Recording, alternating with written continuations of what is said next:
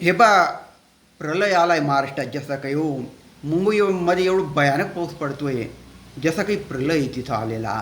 मुंबई, नवी मुंबई, वसई, विरार, भांडूप, ठाणं, पालघर, रायगड, तिकडं कोकणकडे रत्नागिरी, सिंधुदुर्ग जबरदस्त पाऊस आहे. पुणे जबरदस्त पाऊस पडला आहे.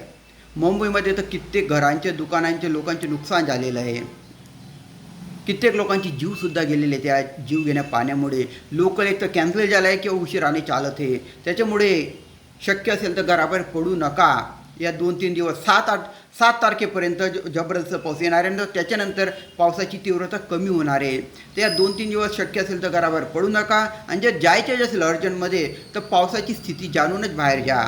तिथं पाऊस कसा आहे, नाही तर तुम्ही अडकून पडणार. कारण बरेचसे घाट बंद केलेले आहे, ते दरडी कोसळतात ना, त्याच्यामुळे बरेचसे घाट, बरेचसे धबधबे, ते धबधबे वगैरेवर जाऊ नका. तिथं निसर्ग होऊन जातं यावेळेला आणि त्याची धोका जास्त असतो.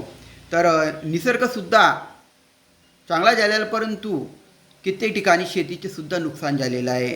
तर रेड अलर्ट जाहीर केलेला आहे. मुंबई, पुणे, रायगड, रत्नागिरी, सिंधुदुर्ग, कोकण यासाठी या 2-3 दिवसासाठी खूप भयानक पाऊस पडणार आहे. काळजी घ्या स्वतःची. जास्तीत जास्त लोकांना जागरूक करण्यासाठी हा व्हिडिओ शेअर करा. घ्या काळजी. धन्यवाद.